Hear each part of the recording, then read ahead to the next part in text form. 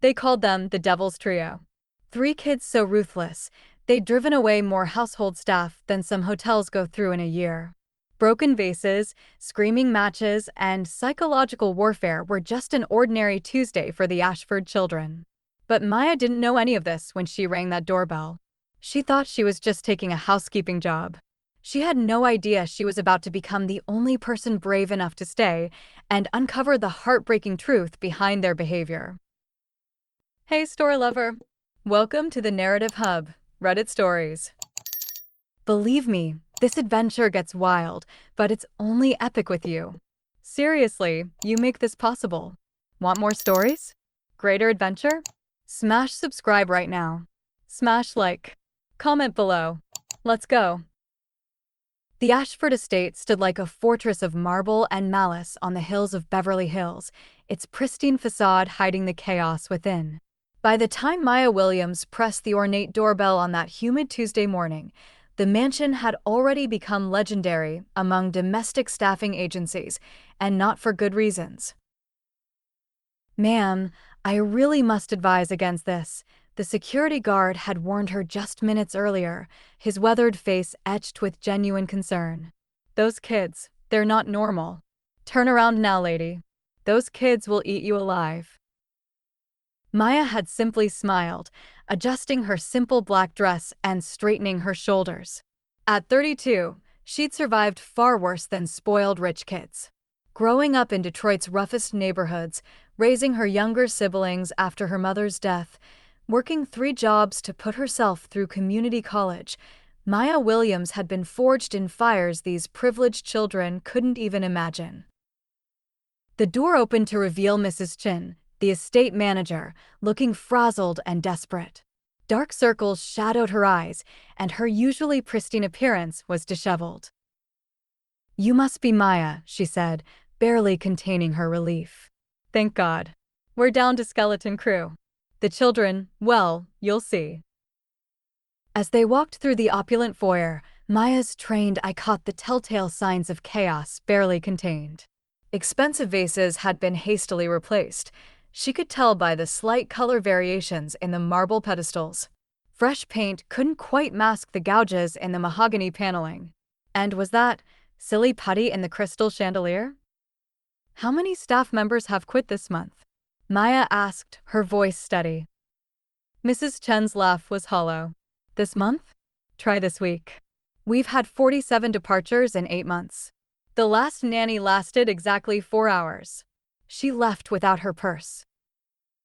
They paused outside a set of double doors, behind which the sound of something heavy crashing echoed through the marble halls. "The children are testing their new tutor," Mrs. Chen explained weakly. "That's the 4th one this month."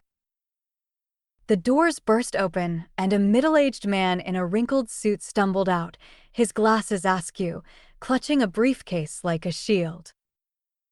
"I have a PhD from Harvard," he shouted over his shoulder. "I won't be humiliated by children."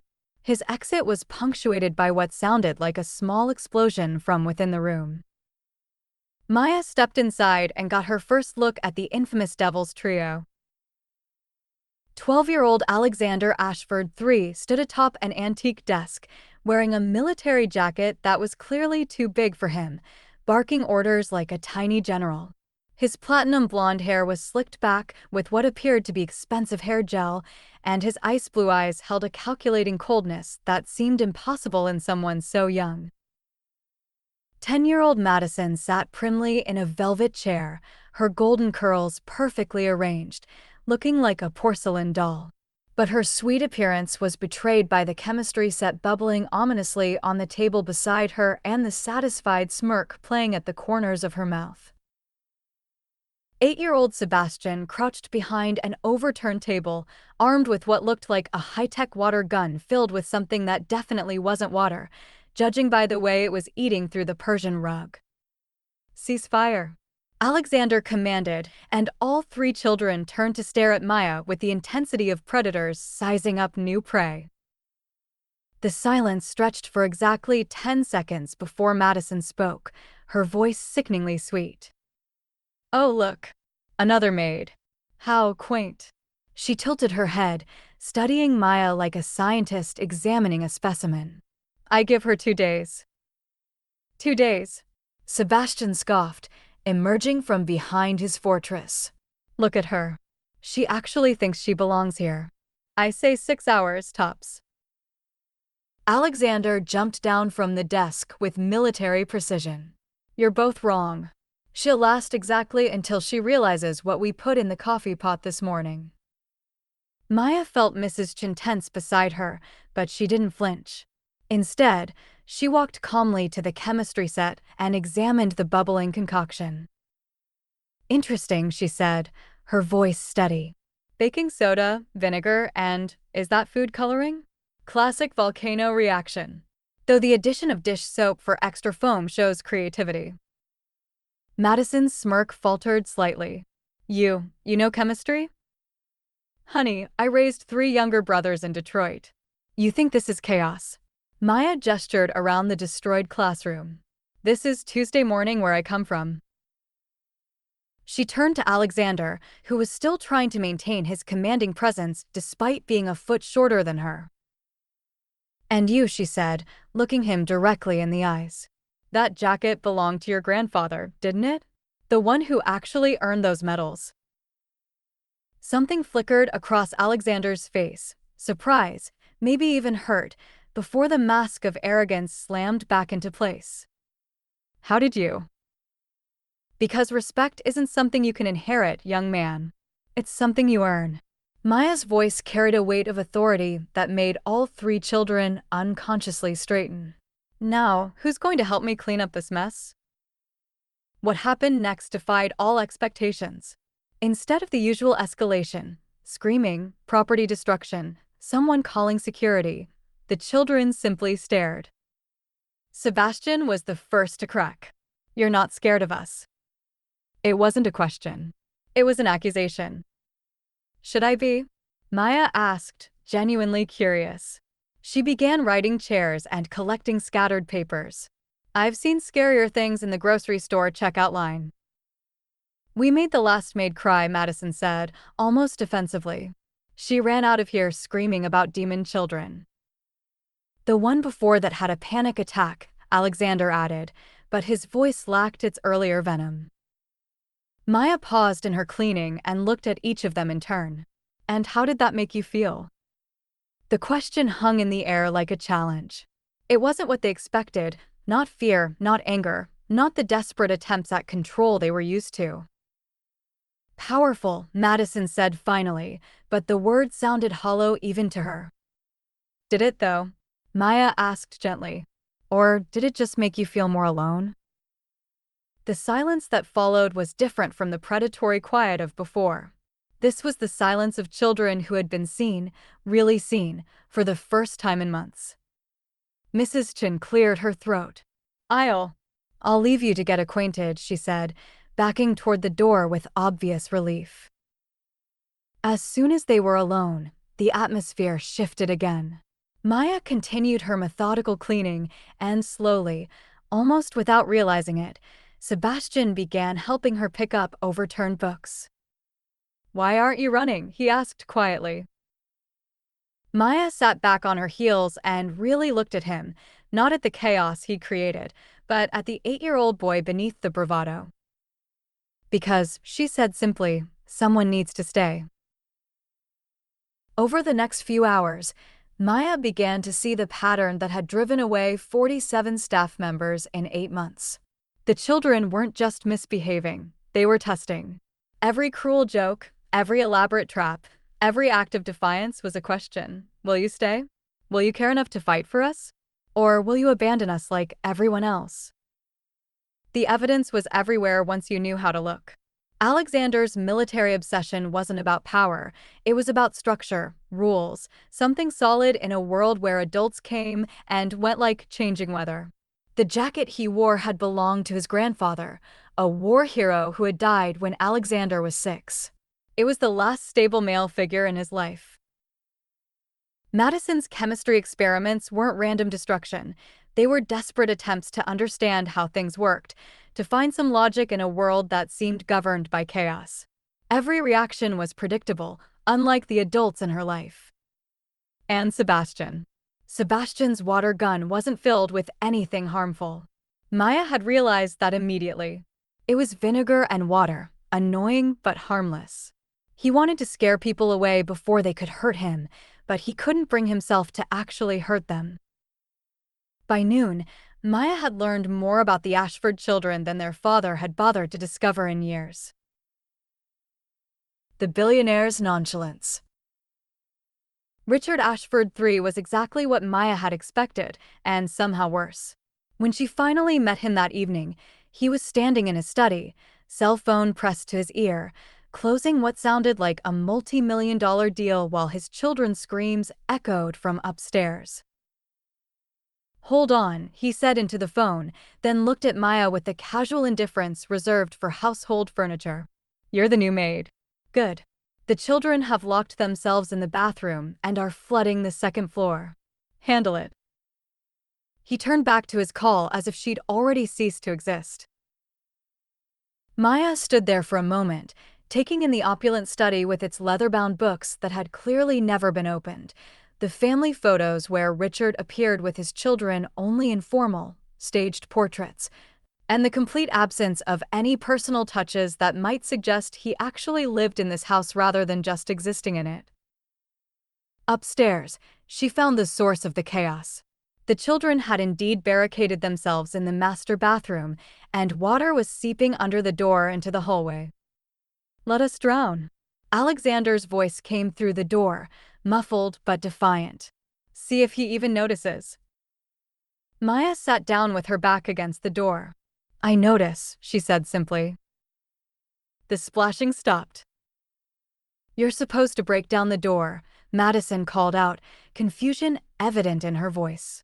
"That's what everyone else does." "I'm not everyone else," Maya replied. "I'm right here when you're ready to come out." 20 minutes passed. Then the lock clicked, and the door opened a crack. Sebastian's eye appeared in the gap. "You really just waited?" "I promised someone would stay," Maya said. "I meant it." The next morning brought the real test. Maya arrived to find Mrs. Chin in tears and the morning staff in complete disarray. "They've gone too far this time," Mrs. Chin sobbed. "The children, they've destroyed Mr. Ashford's study. $20,000 worth of rare books, his computer, everything. He's furious. He's talking about sending them away." Maya found the study in ruins. But as she surveyed the damage, her trained eye caught something the others had missed. The destruction was too precise, too calculated. Valuable items had been carefully moved aside. The destroyed computer was actually just unplugged and hidden under the desk. The ruined books were duplicates. She could see the original rare editions safely tucked behind other volumes on the bookshelf. This wasn't random destruction. This was a performance. She found the children in the garden, sitting under an old oak tree, trying to look defiant but failing to hide their fear. "So," Maya said, settling down beside them, "anyone want to tell me what really happened?" "We destroyed everything," Alexander said, but his voice cracked on the words. "Father's going to send us away now. To boarding school. Different ones." "They want to separate us," Madison whispered, and for the first time, she looked like the frightened 10-year-old she actually was. "We heard him on the phone with the schools." Maya felt something click into place. "And you thought if you gave him a reason, a big, dramatic reason, he'd have to deal with you himself instead of just shipping you off?" Sebastian nodded miserably. "But he just got angrier. He said we were beyond help." "Are you?" Maya asked gently. "Maybe," Madison said in a small voice. "Everyone else thinks so." Maya stood up and dusted off her dress. "Well, then I guess it's a good thing I don't listen to everyone else. Come on. We have a study to put back together." What followed was the most productive day the Ashford estate had seen in months. Working together, Maya and the children carefully restored the study to its original state. But more than that, they began to talk. Alexander revealed his obsession with military history stemmed from stories his grandfather had told him about honor, duty, and protecting the people you love. He'd been trying to create structure and rules because no one else seemed to care enough to set boundaries for them. Madison's chemistry experiments were her way of trying to understand reactions, not just chemical ones, but human ones too. She was desperately trying to figure out what combination of elements might finally get her father's attention. Sebastian's elaborate pranks were his way of testing people's limits. If someone could handle his worst behavior and still stay, maybe they could be trusted not to abandon him when things got difficult. As they worked, Maya shared stories of her own childhood, how she'd had to be creative to keep her siblings in line, how she'd learned that the loudest troublemakers were usually the most scared, how sometimes the best thing you could do for someone was simply refuse to give up on them. But why should you care? Alexander asked as they repositioned the last of the books. You don't even know us. Maya paused, considering her answer carefully. Because I see you, she said finally. Not the tantrums, not the chaos, not the tests. I see 3 kids who are scared and angry and desperate for someone to fight for them instead of just fighting with them. That evening, as Maya was preparing to leave, she overheard a phone conversation that changed everything.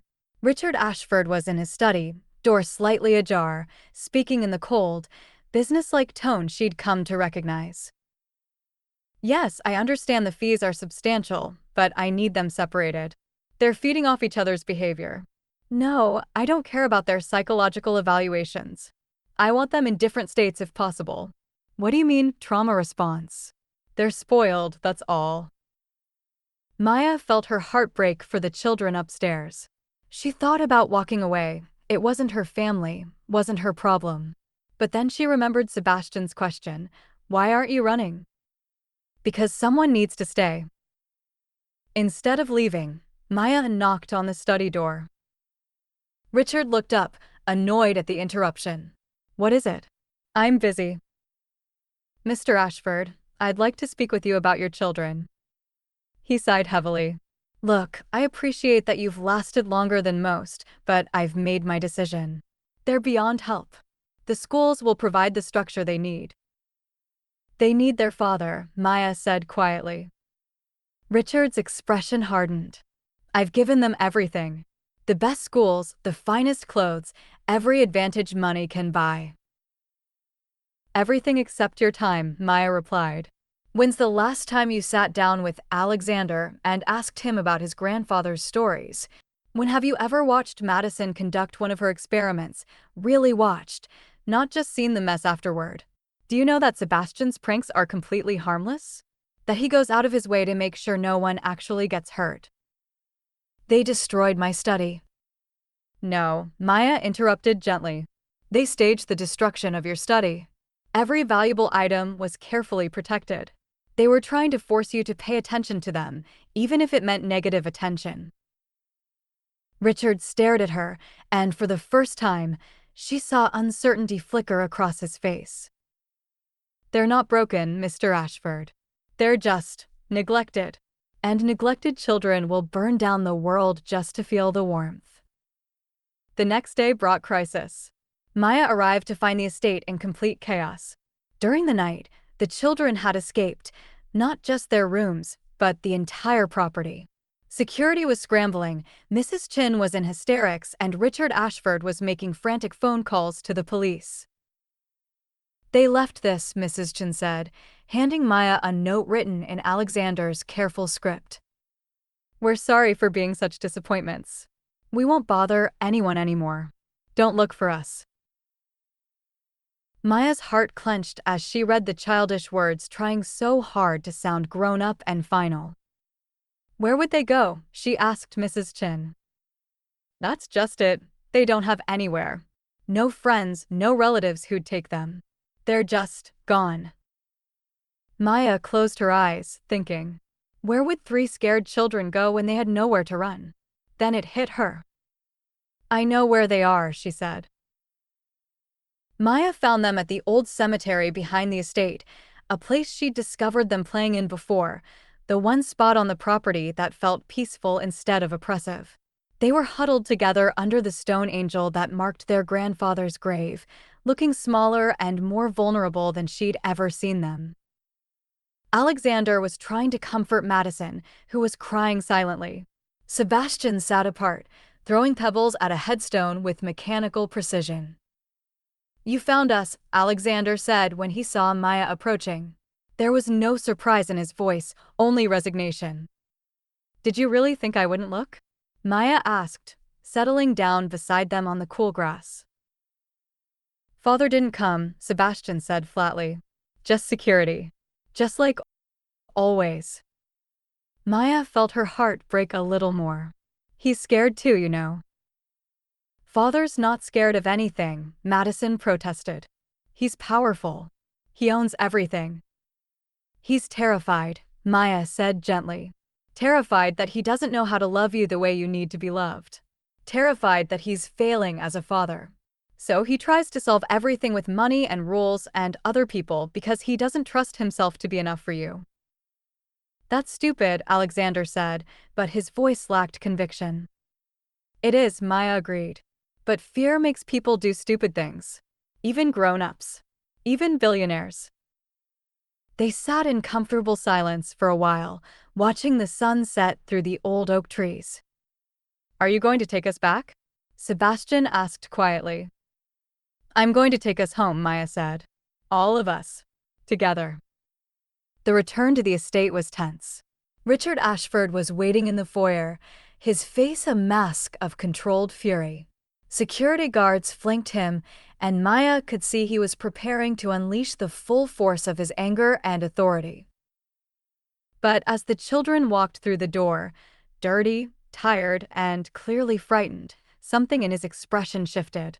For just a moment, the billionaire facade cracked, and Maya saw the scared father underneath. "Where have you been?" he demanded, but his voice broke slightly on the words. Alexander straightened his shoulders, preparing to take responsibility as always, but Maya stepped forward first. "They were visiting their grandfather," she said simply, trying to figure out how to be the kind of people he would have been proud of. Richard's face went pale. "You took them to." "I didn't take them anywhere," Maya interrupted. "They went on their own. Because they're desperate to connect with the one person in this family who ever made them feel loved and valued." The silence that followed was deafening. The security guards shifted uncomfortably. Mrs. Chin held her breath. The children stood frozen, waiting for the explosion they were sure would come. Instead, Richard Ashford did something none of them expected. He knelt down. For the first time in years, the powerful billionaire got down on his children's level and really looked at them, not over them, not around them, but directly at them. "I've made some terrible mistakes," he said quietly. What followed was the most honest conversation the Ashford family had shared in years. Not in the formal sitting room with its uncomfortable antique furniture, but right there in the foyer, sitting on the marble floor like any ordinary family working through their problems. Richard talked about losing his wife when Sebastian was barely 2, about throwing himself into work because business deals made sense in a way that grief and parenting didn't. He admitted to being terrified of failing his children the way he felt he'd failed their mother by not being there when she needed him most. The children, hesitantly at first, began to share their own fears. Alexander talked about trying to be the man of the house because he thought that's what his father needed. Madison revealed her experiments were attempts to find a formula for happiness, some combination that would bring their family back together. Sebastian admitted that his pranks were tests. If people could handle his worst behavior, maybe they wouldn't leave when things got really hard. Maya sat quietly through most of it, occasionally offering gentle guidance when the conversation stalled or emotions threatened to overwhelm them. But mostly, she just witnessed, giving them the gift of being truly seen and heard, perhaps for the first time in their lives. "I don't know how to be a good father," Richard finally admitted, his voice raw with emotion. "I thought providing for you was enough. I thought giving you everything I never had would make up for." "For not giving us you," Alexander finished quietly. Richard nodded, tears flowing freely now. I'm so sorry. I'm so incredibly sorry. The changes didn't happen overnight. Healing rarely does. But slowly, steadily, the Ashford family began to rebuild. Not the perfect facade they'd presented to the world, but something real and messy and beautiful. Richard started coming home for dinner. At first, the conversations were stilted and awkward, but Maya was there to help navigate the rough patches. She taught him to ask better questions, not "how was school," but "what was the most interesting thing you learned today?" Not "are you behaving," but "what are you excited about?" Alexander gradually let go of his role as the family's tiny general, allowing himself to be a 12-year-old boy interested in history and honor, but not responsible for holding everything together. His military obsession transformed from a desperate attempt at control into a genuine passion for learning about courage and sacrifice. Madison's chemistry set became a source of wonder rather than destruction. Richard, remembering his own love of science from childhood, began joining her experiments. Together, they created safe, spectacular reactions that filled the house with laughter instead of fear. Sebastian discovered that he didn't need to test people's loyalty through pranks when he had proof of their commitment every day. His creativity found healthier outlets in elaborate treasure hunts and puzzle games that brought the family together instead of driving them apart. And Maya? Maya found herself becoming more than just a maid. She became the steady presence the family had never had, not trying to replace their mother, but helping them honor her memory while building something new. 3 months after that first disastrous day, the Ashford estate had been transformed. Not physically. The marble was still pristine, the gardens still perfectly manicured, but emotionally. Staff members stopped quitting. Laughter echoed through the halls. The children's bedtime stories became a family affair, with Richard reading adventure tales while Maya helped with voices and sound effects. But the real test came when Richard had to travel for business, a week in Tokyo for crucial negotiations. The old Richard would have left without a second thought, maybe sent an expensive gift to make up for his absence. The new Richard sat his children down 3 weeks before the trip to explain why he had to go, what the business meant for their future, and most importantly, how they would stay connected while he was away. Daily video calls, he promised. And Maya will be here, of course. What if something goes wrong? Sebastian asked, voicing the fear they all felt. Then we handle it together, Richard said firmly. Distance doesn't change the fact that we're a family now. The week of the trip tested everyone. Alexander struggled with nightmares about abandonment. Madison threw herself into increasingly complex experiments as a way to cope with anxiety. Sebastian reverted to some of his old testing behaviors, creating minor chaos to see if the new stability was real. But Maya was ready for all of it. She helped Alexander video call his father during a particularly bad night, facilitating a conversation about fear and the difference between leaving temporarily and leaving forever.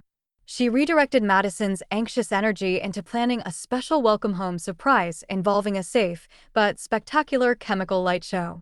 She met Sebastian's tests with patient consistency, proving over and over that some people could be trusted not to break. When Richard returned, he found his children tired but okay, and Maya exhausted but triumphant. "Thank you," he said to her privately. "Not just for this week, but for saving us." Maya smiled. "I didn't save anyone. I just refused to run when things got hard. You all did the saving yourselves." But the story wasn't over. On a quiet Sunday morning, as Maya was helping Sebastian with a particularly challenging puzzle, Alexander approached her with a serious expression. "Maya, can I ask you something?" "Always," she replied, not looking up from the puzzle pieces. "Why did you really stay? That first day, when we were so awful to you, you had to know what you were getting into. Mrs. Chin told you about all the other staff members. So why?" Maya set down the puzzle piece she'd been holding and looked at the 3 children who had become so much more than just another job to her. "Do you really want to know?" All 3 nodded solemnly. Maya took a deep breath. Because I recognized you. Not the chaos, not the behavior, but the hurt underneath. You see, I was you once. The children exchanged glances, confused. When I was 7, my mother died suddenly. My father, he couldn't handle it. He'd disappear for days at a time, leaving me to take care of my younger brothers. When he was home, he was angry, distant, lost in his own grief. I became the difficult child, acting out, causing problems, testing everyone who tried to help us.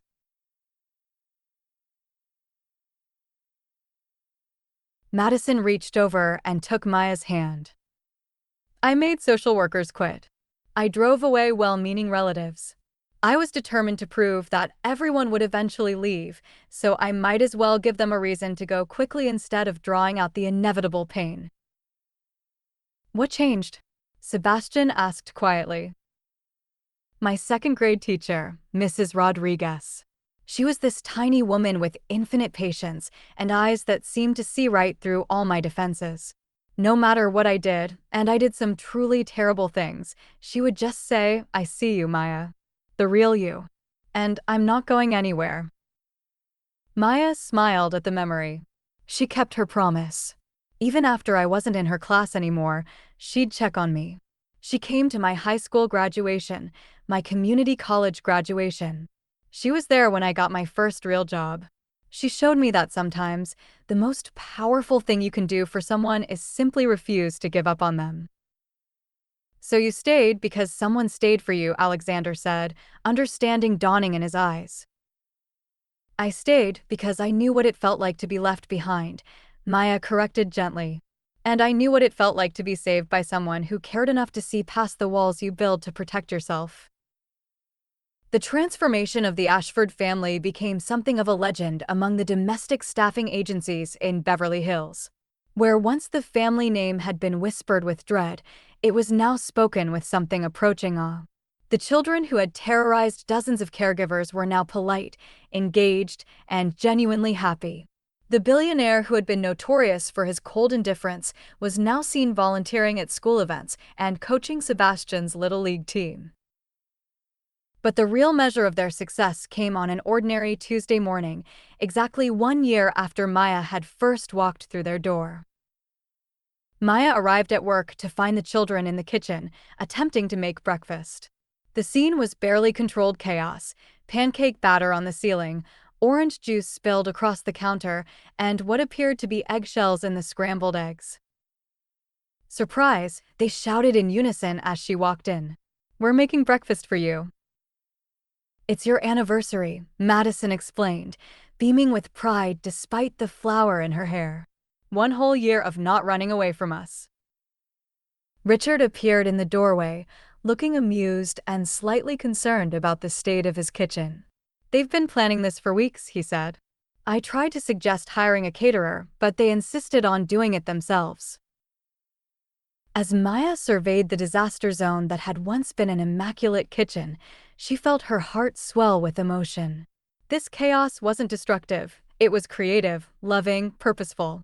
It was the mess that comes from children who feel safe enough to take risks, to try new things, to express their love in imperfect but genuine ways. This is the most beautiful breakfast I've ever seen, she said, and meant every word. They sat around the kitchen table, not the formal dining room with its intimidating chandelier, but the cozy breakfast nook where real families shared real meals. The pancakes were slightly burned, the eggs were definitely crunchy, and the orange juice was somehow both too sweet and too sour. It was perfect. As the months continued to pass, the ripple effects of the Ashford family's transformation spread far beyond their marble walls. Richard began incorporating family-friendly policies at his companies, remembering what it felt like to struggle with work-life balance. He started a foundation focused on supporting single parents and children in foster care, wanting to give other families the chance at healing that his had found. Alexander channeled his natural leadership abilities into organizing charity drives at school, teaching his classmates about honor and service in ways that built people up instead of tearing them down. His grandfather's military jacket was carefully preserved in a place of honor, but Alexander no longer needed to wear it to feel worthy. Madison's passion for chemistry evolved into a genuine interest in helping others. She began tutoring younger students in science, patiently explaining reactions and formulas with the same care Maya had shown her. Her experiments now aimed to create beauty and wonder rather than chaos and attention. Sebastian discovered that his talent for reading people and situations could be used to help rather than test. He became the family mediator, the one who could sense when someone was struggling and needed extra support. His pranks transformed into elaborate surprises designed to bring joy rather than fear. And Maya? Maya realized that she had found something she hadn't even known she was looking for, not just a job, but a family. A place where her past experiences, her struggles and triumphs, could be used to help others heal and grow. 2 years after Maya first walked through the Ashford Estate's doors, she found herself in a place she never could have imagined, walking down the aisle of the family's garden, wearing a simple white dress, surrounded by people who had become her chosen family. The man waiting for her at the altar wasn't Richard Ashford. Their relationship had remained purely professional, built on mutual respect and shared commitment to the children's welfare. Instead, it was David Rodriguez, Mrs. Rodriguez's son, whom Maya had met at a community college reunion. He was a teacher like his mother, with the same patient eyes and generous heart that had saved Maya all those years ago.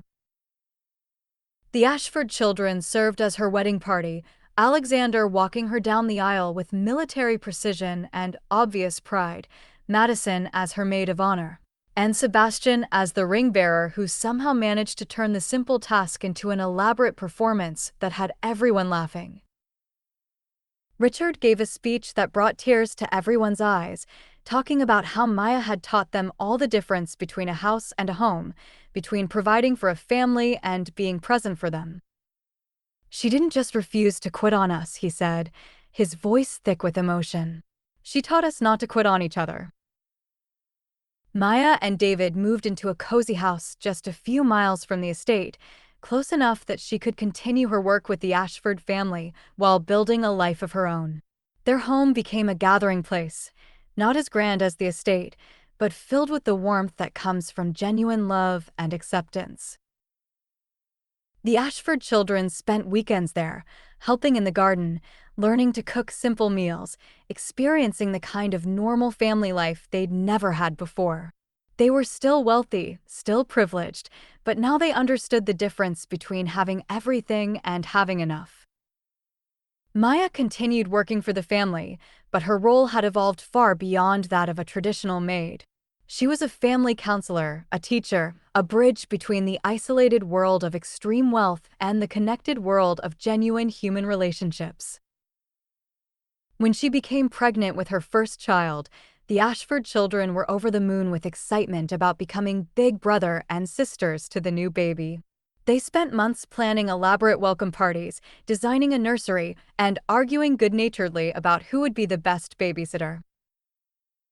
But life has a way of testing our growth, and the Ashford families came in the form of Richard's father, Alexander II, who returned from a decade-long business venture overseas.